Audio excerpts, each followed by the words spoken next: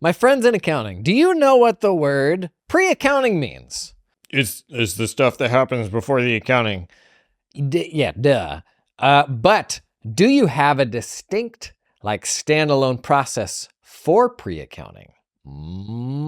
Probably not. And a symptom of the fact that you don't is that you have these technical professionals going out and fetching bank statements and brokerage statements and all these things that are a total waste of time because you don't have an explicit process for how that stuff should get done.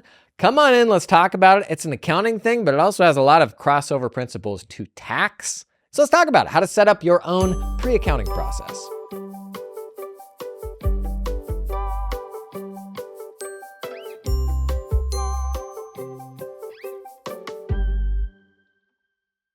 Happy Monday. I'm at the National Tax Conference today in DC. If you are there, please say hello. I'm doing the opening AI keynote and then getting to heck out of Dodge to Vegas to QuickBooks Connect. And if you're there, please say hello. Conferences are the best, man. The vibes are so good. So good. Just getting to hang with actual people, and especially as we are building more relationships online, like on social media and online communities and that sort of thing. Totes worth the investment. I actually know a lot of people that go to these and don't buy conference tickets too. They just go to hang. Okay, let's see if this rings true to you or if this is something that you've ever said. I sure wish I didn't have to go running around and logging into umpteen different platforms to download this statement and this bill and this and that. And can AI just do this for me? And why is this still a thing that we have to do? And I think this is especially true in the US, where we've just got a metric crap ton of banks and we don't have good banking APIs. But I have to imagine everybody experiences this to some degree when we're working with vendors that have their own AP portals where you got to grab the invoices. And now many of the emails that we get for bills are actually just links out to a website where you download the bill. And wouldn't this just be the best thing for technology to solve for us? It would, but there's also a whole lot of dead bodies on that road because it is such a hard thing to do. It's not fundamentally hard to develop a bot that will go out and log into a site and grab that thing and put it somewhere. That's not hard. What's hard is that there's literally millions of portals and websites that you would need to support, and they all change over time. And probably the highest profile example of a company that went big investing on doing this was HubDoc. And so HubDoc was kind of like a receipt bank or a place to organize all of your receipts and bills and all that stuff, and then had some really good integrations with your accounting ledger so that you could push all that information to wherever you need it. And it got acquired by Xero a few years back. But before that, man, that was a pretty sweet tool. They were pushing some pretty novel stuff back in the day. And wherever there were APIs to go and get those things in an automated way, they would support that. And so if you had, Wells Fargo and some of the banks that were, at least in the US, that were early to offer APIs where you could grab that stuff yourself, reliably, they would support that and it would pull all the information in, and that was great. But the big thing that HubDoc invested in was a metric crap ton of bots that would go out and be able to log into different services. And so that was not only banks, and even banks is a generalization. Wells Fargo, for example, they actually have a whole ton of different interfaces where you log in to get stuff for their financial products versus their business products versus their personal stuff, their lending products. One bank is actually a whole bunch of different interfaces that you got to go in and fetch stuff for. But they built out a bunch of this technology for bots to go out and grab this stuff for banks, but also for common vendors like your Comcasts and all of these super common things mobile phone carriers where a lot of people are going to have these. And the beauty was you could set this all up in one place. It would go out and fetch that stuff anytime there was something new, and then you could automate the destination of it, whether you wanted that to go to an accounting system and actually post an entry or go to a Dropbox or Google Drive, whatever. You could set that up at the vendor level, and it was a super cool document automation platform. But when Xero acquired them, shortly after that, they discontinued the fetching component of this. Is that what they called it? The fetching component? Basically the bot side of this, the services where they couldn't get an API connection to pull that stuff out. If they had to build a bot to go out and do it, where like on the back end, it's actually like pretending to be a user logging in and grabbing that thing, they killed all that stuff, which I thought in many ways was their secret sauce, like that they were investing in that where nobody else was. The reality was it was janky. Like it would work 60% of the time, and that was frustrating, but it was still better than it working 0% of the time, was kind of the approach at the time. And it's because it's just such a bloody hard problem to solve. The notion that you have to support all of these different like portals logging in and grabbing these things, and then every single one of them can change, like that is just such a hard problem to solve for. Now, I actually think AI makes this much more accessible because in the past, logging into a portal was something that was largely hard coded. Like you could build some logic into that so it was a little bit flexible, but nowhere near as flexible as like an AI agent where it can see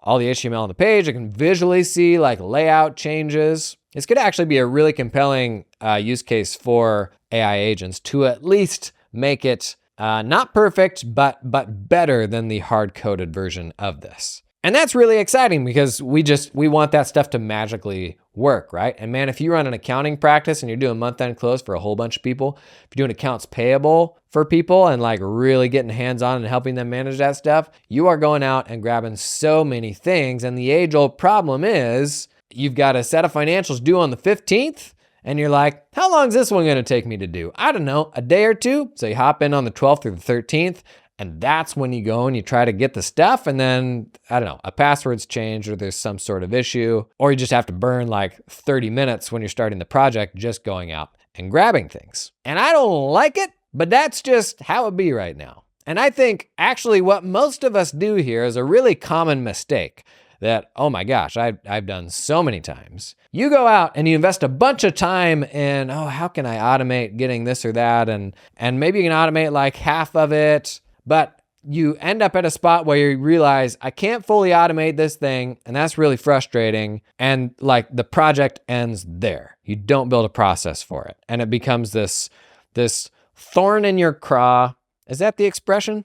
It becomes this craw thorn that you just carry forward resentfully every single month. When what we should be doing is, when you're thinking about automating that process, if you fall short of being able to fully automate it, you still need to come to terms with the fact that you need to have a manual process for it. And man, I've made this mistake so many times where I'm trying to do this thing and it doesn't work. And then we just like move on with our lives.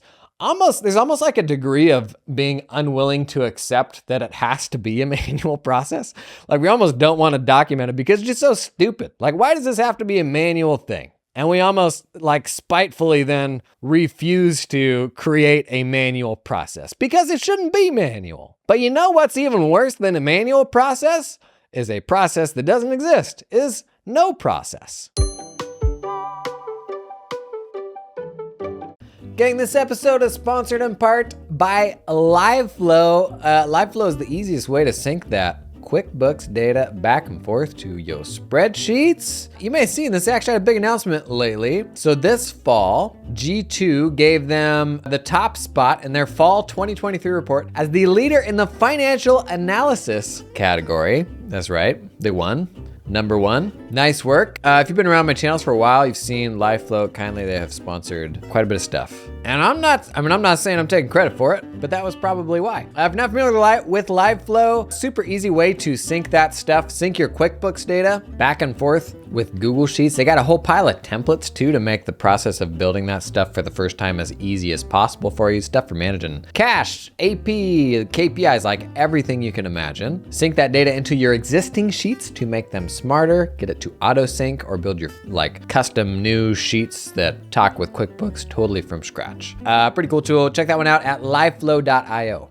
This episode is sponsored in part by Forwardly. Are you tired of waiting for payments that seem to operate on their schedule, not yours? What the heck? Say goodbye to slowed ACH transfers and rising credit card fees. Welcome to Forwardly, where you can receive payments instantly in 22 seconds. What? Okay, sidebar, thought experiment. I just initiated a payment to you. Put a pin in that. Receive payments instantly in 22 seconds for 80% less and no monthly fees. I like that. With automatic payment options and automatic reconciliation with QBO and Xero, Forwardly streamlines the whole payment process. Same day ACH, man. I don't know why this hasn't been normalized like everywhere. Why are we not doing more same day ACH? By the way, your payment that I just started, it just arrived. It's been 22 seconds. How fast was that? Legal has informed me I need to say I have not in fact paid you. Just to clear that up. Just a mental exercise. The future of business payments is here. It's here and waiting for you at forwardly.com. Check out the link in the show notes to learn more. Now I'm reading through the Elon Musk biography. Super interesting read. Guy's a total maniac, as you would expect. It's kind of too bad. I was a real early Tesla nerd. Like I'm a car dweeb, and Teslas in the early days just felt like the perfect marriage of technology and car, and you get software updates, and that was just so novel, and I was so into it. And I was like, I had a Tesla. I was like the first guy that had a Tesla in my city, and everybody's like, wow, what is that? That's so novel. And that stuff just went from like 0 to 100. It was so cool. And then went from 100 to 0 so fast. Like it has never been less cool than it is now just to be in anything associated with Elon Musk. But the book, super interesting. And one of the things that they ran into back when they were like scaling up Model 3 production. If you remember that whole thing, they had these like super hugely ambitious delivery targets for how many Model 3s they were going to be able to put together in this Fremont factory that they had bought from Toyota. And everybody's like, there are no new car makers in America. It's not really a thing that you can do.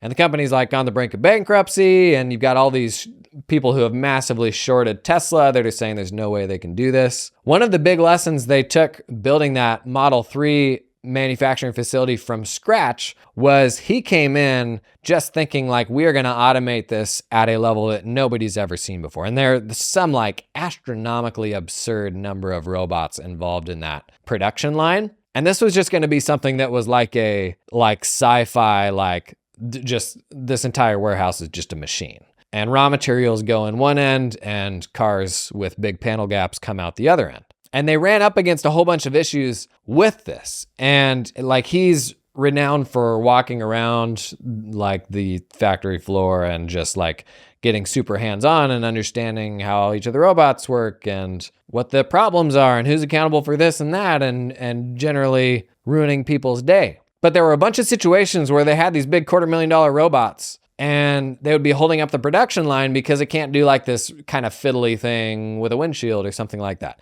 And he'll walk up and he'll say, show me how it does this. And then he'll be like, can I do this in 10 seconds? If I can, why do I have this robot, trying to do it?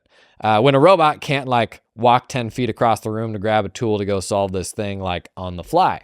And so they made the mistake of trying to over automate that process. And which is just such a Muskian thing to say. He said, it turns out humans are actually really good at a lot of things. And so at one point they literally went down the production facility line, and he had I think it was an orange can of spray paint, and was just spraying every robot he could get rid of, like really aggressively. Like, do we absolutely need this, or can a human do it? And he would spray it like all the way down the line. And they haul all these things out to a parking lot, which is just like, goodness gracious, imagine the money and investment that went into all that stuff. But they almost went the other way. They're like, yes, we're going to lean into automation, but there's a whole lot of things that humans can do perfectly fine, and humans aren't going to hold up the production process. And I was reading through that, and honestly, and this is a really nerdy thing to admit, my mind went to pre-accounting.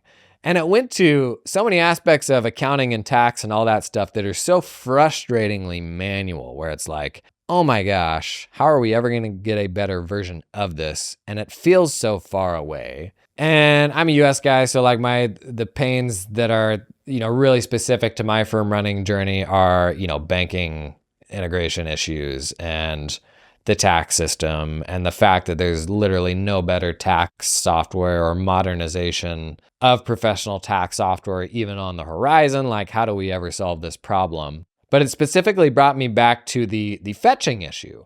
The fact that you have to go out to all these systems to grab all these different types of documents. And we're all like, anytime I say, hey, what's one thing you really want AI to do for you? Like, we are all just foaming at the mouth for a great solution that'll just do all this for us. And I think Receipt Bank or Dex is now doing more fetching. But I think what the issue for most of us actually is the fact that we just haven't built a process around manual fetching. Because you know what isn't hard and what isn't expensive is having an admin fetch a bank statement from an online portal. It just isn't. Like 30 seconds, 90 seconds for a person to log in and grab that thing. It's not hard, it's not expensive. Nobody wants to do that. Like, and I get that. That's a crappy job to do. And if there were a way to automate it, great. But what we do instead is we have our technical subject matter experts, when they're super busy, when they're under the gun, when they're in tax season, when they need to get that set of financial statements out, going out and logging into all of these different portals and running into issues and having to ping the client. We have them doing all of that stuff in their most busy time. So what does the better approach look like? This pre-accounting system. This is like a massive database or set of tasks that is to be completed, the first of every month. Or actually, each task can have a unique day to it, because some banks, the statements don't come available on the first. Or some credit cards, you may be able to go out on the 20th and grab that statement. And that's actually better, because then you don't have this pre-accounting crush on the first of every month. But at a certain point in the month, all those things come available. And this system we're creating for manual fetching, let's be clear, this is the last resort. If you have to ask the client for a thing every single month, you should be asking them via automated recurring requests from your practice management system. So if they have to give you, some sort of number out of their system or something like that, get that with a recurring request that goes out, the first of every single month, so that nobody has to touch that. If there is an automated way to fetch this document, maybe Dex does it. Ledger Sync was one that we use that has a number of banking automations where we couldn't get those statements in an automated way anywhere else. Go through that hierarchy of what are all the automated ways to do it. And if you're left with nothing, this is the system you need to develop for how you fetch this stuff manually. For us, we actually centralize all of those tasks in one place. They weren't even in the context of a project. It wasn't like, okay, monthly accounting project starts and you got to go grab these 10 things and those are the first tasks. I'm in favor of actually carving out that function entirely separate of the accounting function as a job for, your admin, your non-technical folks to knock out. And every single one of those tasks needs to have a number of things. Obviously, it needs to have the date of the month where you need to go fetch that thing. It needs to really explicitly outline what it is you're supposed to fetch. What is the account number for the statement you need? If it's like a loan where they don't issue statements, what kind of screenshot do you want? Put an example on there. What is the destination for that thing? Where should it go? Should it go in the current month's folder, under accounting? Should it go in their 2023 tax docs? Each of those tasks needs to be really explicitly defined, and then they're set to recur every time a new version of that document drops. And you build this out for each client when you are onboarding them.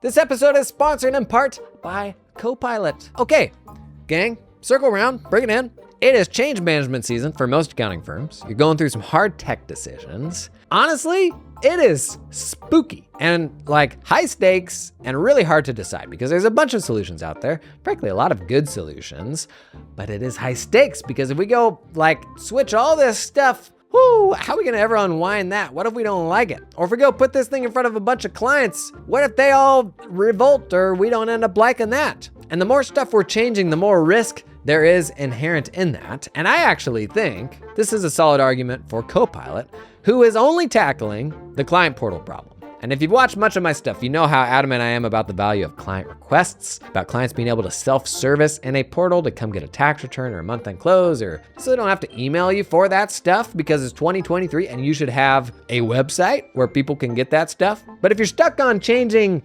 too much at once, or the notion of chucking all your stuff into this all-in-one tool where it's what if I like the workflow better over here and the portal over there? I actually think this is a solid argument for Copilot. All they're doing is trying to give you the most flexible client portal experience out there. You can embed stuff from external services. They got a bunch of their own built-in goodies, but they are really wanting to build a platform, not like a super opinionated portal, so you can customize it to be whatever you need. So if that sounds good to you, check out Copilot at the link in the show notes. This episode is sponsored in part by the fine folks at Cloud Accountant Staffing.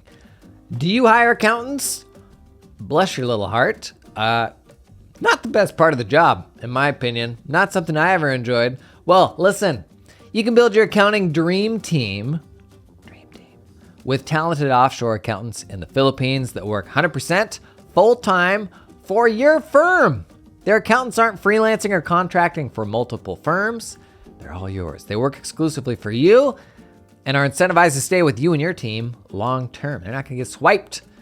Cloud Accountant Staffing is 100% dedicated to the accounting industry and founded by a former accounting firm owner that understands your business, knows your pain points. They had to hire some accountants and they said, you know what? We're gonna build our own pipeline in the Philippines. Gonna pull in some super talented people and then open that up to other firms. Basically, that's the story. I've been talking a lot about staffing, building more resilient staffing pipelines for your firms. I had staff in the Philippines, totally red-pilled me to oh geez, we need to globalize the way that we get our work done.